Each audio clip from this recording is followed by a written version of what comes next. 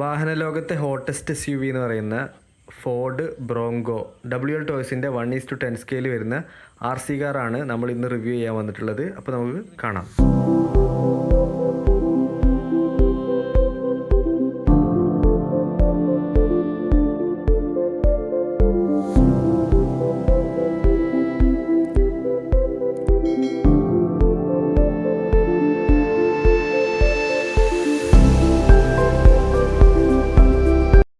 (2021) ശേഷം ഇറങ്ങിയിട്ടുള്ള ബ്രോങ്കോയുടെ അതേ look and ഫീലിൽ വരുന്ന കിഡിലെ നൈറ്റാണ്.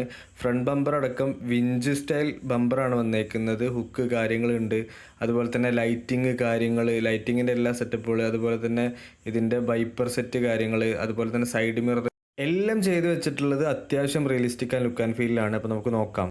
ഫ്രണ്ടിലൊരു വിഞ്ച് സ്റ്റൈൽ ബമ്പറാണ് വരുന്നത്. അതിനകത്ത് സെൻറ്ററിലൊരു വിഞ്ച്, രണ്ട് സൈഡിലൊരു ഹുക്ക് വരുന്നുണ്ട്, ടോ ഹുക്ക് വരുന്നുണ്ട് രണ്ട് സൈഡിലും. ബ്രോങ്കോയുടെ അതേ ടെയിൽ ലൈക്ക് ഹെഡ്ലൈറ്റ് തന്നെയാണ്. പക്ഷേ ഗ്രില്ലിനകത്ത് സെൻറ്ററിൽ വരുന്ന ബ്രോങ്കോ എന്നുള്ള പേരിന് പകരം ചബാലോ എന്നാണ്, സ്പാനിഷ് ഭാഷയിൽ ഹോസ് എന്നാണ്. ഇത് ആക്ച്വലി ഫോർഡിൻ്റെ ഒഫീഷ്യൽ ലൈസൻസ്ഡ് പ്രോഡക്റ്റ് അല്ലെന്ന് തോന്നുന്നു, അതുകൊണ്ടാണ് ഇങ്ങനെയൊക്കെ.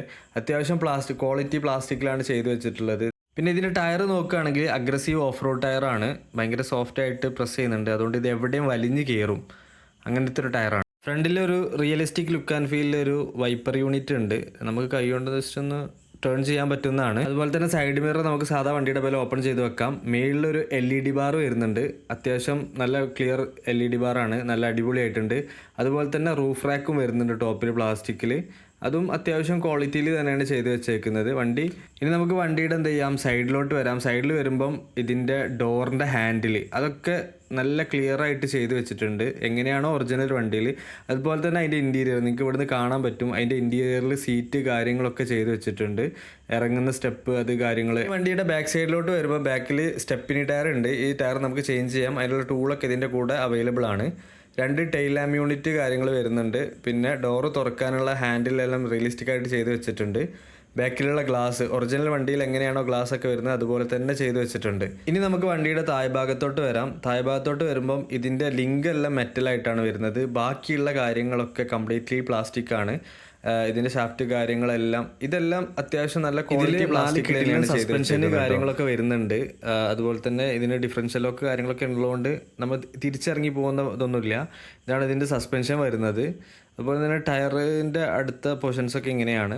Suspension oil സസ്പെൻഷനാണ്. 4 വീലിലും നല്ല കിഡിലൻ സസ്പെൻഷൻ തന്നെ ഉണ്ട്. എന്താ പറയുക, അത്യാവശ്യം നമ്മൾ ക്രൗളിംഗ് ഒക്കെ ചെയ്യുന്ന സമയത്ത് നമുക്ക് അതിൻ്റെ ഒരു ഫീല് നല്ലോണം കിട്ടുന്നുണ്ട് ഈ ഒരു സസ്പെൻഷൻ വെച്ചിട്ട്. പിന്നെ ഇതാണ് ഇതിൻ്റെ മോട്ടർ വരുന്നത്. ബ്രഷ്ഡ് മോട്ടറാണ് വരുന്നത്. അത്യാവശ്യം പവറൊക്കെ മോട്ടർ കൊടുക്കുന്നുണ്ട്. പിന്നെ ബ്രഷ്ഡ് ആകുമ്പം സ്വാഭാവികമായിട്ട് ബ്രഷ്ലെസ്സിനേക്കാളും പവർ കുറവായിരിക്കും, അത്രേ ഉള്ളൂ. ഇനി നമുക്ക് എന്ത് ചെയ്യാം, ഇതിൻ്റെ ബോഡി അയച്ചെടുക്കാം. അതിന് വേണ്ടിയിട്ട് ഈ ഫ്രണ്ടിൽ 2 ഒരു ഇതുണ്ട്, അതിനകത്ത് ലോക്ക് വരുന്നുണ്ട്. 2 നീഡിലായിട്ടുള്ള ലോക്ക് വരുന്നുണ്ട്. ആ ലോക്ക് അയച്ചെടുക്കുന്ന നേരം എന്ത് ചെയ്യാൻ പറ്റും, നമുക്കിതിൻ്റെ ബോഡി പൊക്കി വെക്കാൻ പറ്റും. ജസ്റ്റ് വണ്ടി നിലത്ത് വെച്ചിട്ട് ഇനി എന്ത് ചെയ്യാം, ഫ്രണ്ട് പോർഷൻ നമ്മൾ പൊക്കുമ്പോൾ ഇത് തുറന്നു വരും. ഇതിനകത്താണ് ഇതിൻ്റെ ബാറ്ററി, ESC എല്ലാ സംഭവങ്ങളും ഇതിനകത്താണ് വരുന്നത്. നമുക്ക് ബാറ്ററി ചേഞ്ചിങ്ങും കാര്യങ്ങളൊക്കെ ഇതിനകത്തു നിന്നാണ് ചെയ്യാൻ പറ്റുന്നത്. നമുക്ക് എന്ത് ചെയ്യാം, ഇതിൻ്റെ ഉള്ളിൽ നമുക്ക് ഡീറ്റെയിൽഡ് ആയിട്ടൊന്ന് നോക്കാം എന്തൊക്കെയാണ് കാര്യങ്ങൾ വരുന്നതെന്ന്. ഇപ്പോൾ തന്നെ നമുക്ക് ഇതിൻ്റെ ബാറ്ററിയും അതുപോലെ തന്നെ മോട്ടർ, ESC, അത് അതിൻ്റെ കൂൾ ചെയ്യാനുള്ള ഫാന്, വയറിങ് കാര്യങ്ങളൊക്കെ നമുക്ക് കാണാൻ പറ്റുന്നുണ്ട്. അതുപോലെ തന്നെ ഫ്രണ്ട് പോർഷനിലോട്ടും ഇതിൻ്റെ സെർവോ കാര്യങ്ങളൊക്കെ വരുന്നുണ്ട്. അപ്പുറത്തെ സൈഡിൽ ഇതിൻ്റെ റിസീവർ വരുന്നുണ്ട്. പിന്നെ ഈ ബാറ്ററി കണ്ടില്ല, ബാറ്ററി ഇവിടെ ഒരു ലോക്ക് കാര്യങ്ങളൊക്കെ വെച്ചിട്ടാണുള്ളത്. ഈ ESCയും അതിനെ കൂൾ ചെയ്യാനുള്ള ഒരു ഫാനും വരുന്നുണ്ട് അതിൻ്റെ മുകളിൽ. പിന്നെ 3000 mAh ബാറ്ററിയാണ്. നമുക്കൊരു 45 മിനിറ്റൊക്കെ കിട്ടും. അതുപോലെ തന്നെ മോട്ടർ ഇവിടെ വരുന്നത്. ESC ഉള്ളതുകൊണ്ട് തന്നെ ബാറ്ററി ഓവർ പവർ ആവുക അല്ലെങ്കിൽ ലോ ബാറ്ററി ഒക്കെ ആവുന്ന സമയത്തൊക്കെ മോട്ടറിന് കംപ്ലൈൻറ്റ് വരാതെ എന്ത് ചെയ്യും, മാക്സിമം അത് നോക്കും. അപ്പോൾ അതിന് വേണ്ടിയിട്ടാണ് അങ്ങനത്തെ ഓരോ കാര്യങ്ങളൊക്കെ. പിന്നെ ഇതിൻ്റെ ലൈറ്റ് യൂണിറ്റാണ് ഈ കാണുന്നത്. ഇതിൻ്റെ വയറിങ് ചെയ്തേക്കുന്നത് എല്ലാം നല്ല ഒതുക്കത്തിൽ ചെയ്ത് വെച്ചിട്ടുണ്ട്. കാരണം ഒരുപാട് ലൈറ്റ് ഉണ്ട്, ഇൻഡിക്കേറ്റർ, ഹെഡ്ലൈറ്റ്, അങ്ങനെ കുറേ ലൈറ്റും കുറേ ഫങ്ഷനാലിറ്റി ഒക്കെ ഉണ്ട്. അപ്പോൾ എല്ലാത്തിൻ്റെ വയറിങ്ങും കാര്യങ്ങളൊക്കെ അവർ നല്ല വൃത്തിയിൽ ഇവിടെ അലൈൻ ചെയ്ത് വെച്ചിട്ടുണ്ട്. പക്ഷേ ഇതൊന്നും വാട്ടർ പ്രൂഫ് ആണോ എന്ന് ചോദിച്ചു കഴിഞ്ഞാൽ അറിയില്ല. വാട്ടർ റെസിസ്റ്റൻ്റ് ആവാനുള്ള സാധ്യത ഉണ്ട്, വാട്ടർ പ്രൂഫ് ആയിരിക്കില്ല. പിന്നെ ഫ്രണ്ട് പോർഷനിൽ ഇതിൻ്റെ വിഞ്ച് വരുന്നുണ്ട്. വിഞ്ച് ഫങ്ഷണലാണ്. നമുക്ക് എന്ത് ചെയ്യാം, റിമോട്ടിൽ കാണിച്ചു തരാം വിഞ്ച് എങ്ങനെയാണെന്നുള്ളത്. പിന്നെ ഫ്രണ്ടിൽ ഇതിൻ്റെ സെർവോ മോട്ടറും കാര്യങ്ങളൊക്കെ വരുന്നുണ്ട്. എങ്ങനെയാണ് സെർവോ ഫ്രണ്ടിൽ റൈറ്റ് ലെഫ്റ്റ് കാര്യങ്ങളൊക്കെ വരുന്നുണ്ട്. വിഞ്ചിന് എത്രയാ പവർ കാര്യങ്ങളൊന്നും അറിയൂല, ഞാൻ നോക്കിയിട്ടില്ല. പക്ഷേ കുഴപ്പമില്ലാത്ത രീതിയിൽ അത് പുൾ ചെയ്തെടുക്കുന്നുണ്ട്. പിന്നെ ഇതാണ് ഇതിൻ്റെ ഷോക്ക് അബ്സോർബറിൻ്റെ ഒരു സൈഡ് വ്യൂ ആയിട്ട് വരുന്നത്. ഇനി നമുക്ക് റിമോട്ടിൽ നോക്കാം. ത്രോട്ടിൽ ട്രിം, സ്റ്റിയറിംഗ് ട്രിം, അതുപോലെ തന്നെ വിഞ്ചിൻ്റെ ഫംഗ്ഷന്, ലൈറ്റ് ഫംഗ്ഷന്, പിന്നെ അതുപോലെ തന്നെ സ്പീഡ്. ഇതിൻ്റെ സ്റ്റിയറിംഗ് ആണിത്. ബാക്കിൽ ഓൺ ഓഫ് ബട്ടൺ വരുന്നുണ്ട്. താഴെയാണ് ബാറ്ററി കമ്പാർട്ട്മെൻറ്റ്, 4 AAA ബാറ്ററി. പിന്നെ ഇതിൻ്റെ സ്റ്റിയറിങ്ങിൻ്റെ ഒരു ഇത് കണ്ടോ, നമ്മൾ അലോയ് പോലെ, കാറിൻ്റെ ഒക്കെ അലോയ് പോലെ ചെയ്ത് വെച്ചിട്ടുണ്ട്. അപ്പോൾ ഇനി നമുക്ക് റിമോട്ട് ഓൺ ചെയ്തിട്ട് എന്ത് ചെയ്യാം, വണ്ടി കണക്ട് ചെയ്യാം. വണ്ടിയുടെ താഴെ ഭാഗത്തായിട്ട് ഒരു റെഡ് ബട്ടൺ വരുന്നുണ്ട്, അതാണ് ഓൺ ബട്ടണ്. ഓണാക്കിയ സമയത്ത് തന്നെ ഇതിൻ്റെ ഹെഡ്ലൈറ്റ് കാര്യങ്ങളൊക്കെ വർക്കിംഗ് ആണ്. അതുപോലെ തന്നെ മേളിലൊരു ബാർ ലൈറ്റ് ഉണ്ട്, അതൊക്കെ വർക്കിംഗ് ആണ്. അതുപോലെ തന്നെ നമ്മുടെ വണ്ടിയിൽ ഇൻഡിക്കേറ്റേഴ്സ് ലൈറ്റ് വരുന്നുണ്ട്. നമ്മൾ സ്റ്റിയറിങ് റൈറ്റ് ലെഫ്റ്റ് റൊട്ടേറ്റ് ചെയ്ത് കഴിഞ്ഞാൽ ഫ്രണ്ടിൽ, അതുപോലെ തന്നെ സൈഡ് മിറർ, അതുപോലെ തന്നെ ബാക്കിൽ ടെയിൽ ലാമ്പ്, ഇത്രയും ഐറ്റംസിൽ ഇൻഡിക്കേറ്റർ ലൈറ്റ് വരുന്നുണ്ട് നമുക്ക്.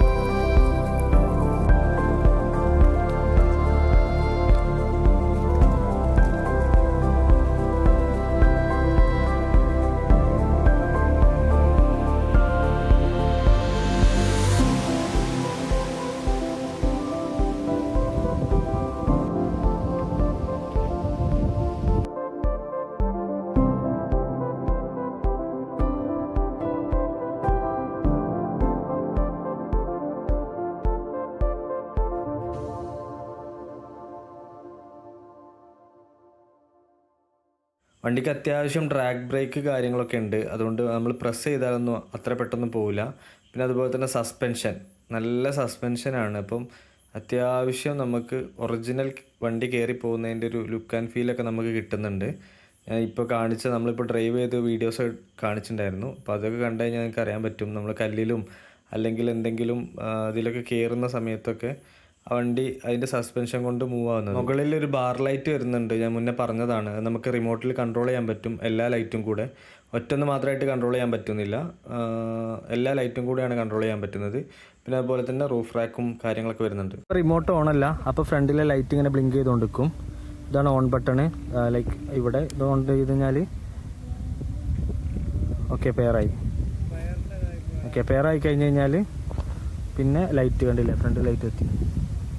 ഈ ത്രോട്ടിലിൻ്റെ തൊട്ടിപ്പുറത്തൊരു ബട്ടൺ വരുന്നുണ്ട് മേളിലോട്ടും താഴോട്ടും നീക്കാനായിട്ട്. ഇതാണ് ഇതിൻ്റെ സ്പീഡ് വരുന്നത്, ലോ ഹൈ. ഇതിനകത്ത് റിമോട്ടിനകത്ത് വരുന്നത് ഇത് ത്രോട്ടിൽ ട്രിമ്മാണ്. ഇതിപ്പോൾ 0-ലാണ് കിടക്കുന്നത്. അപ്പോൾ നമ്മൾ എത്ര ത്രോട്ടിൽ കൊടുത്താലും വണ്ടി മൂവ് ആവില്ല. നമ്മൾ ത്രോട്ടിൽ കൊടുക്കുന്ന സ്പീഡ് ഇൻക്രീസ് ചെയ്യുന്നതിനനുസരിച്ചാണ് വണ്ടിയുടെ മൂവ്മെൻറ്റ് വരിക. ഓക്കെ, ഇപ്പോൾ കുറച്ചായി, ഇപ്പോൾ വണ്ടി മൂവ്മെൻ്റായി. ഓക്കെ, ഇതിപ്പോൾ ഫുൾ. ഇനി ഇത് സ്റ്റിയറിങ്ങിൻ്റെ ട്രിമ്മാണ് ഇത് വരുന്നത്. ഇത് തിരിക്കുന്നതനുസരിച്ച് സ്റ്റിയറിങ് അങ്ങോട്ടും ഇങ്ങോട്ടും ട്രിം ചെയ്ത് വെക്കും. ഓക്കെ, പിന്നെ വരുന്നത് ഇത്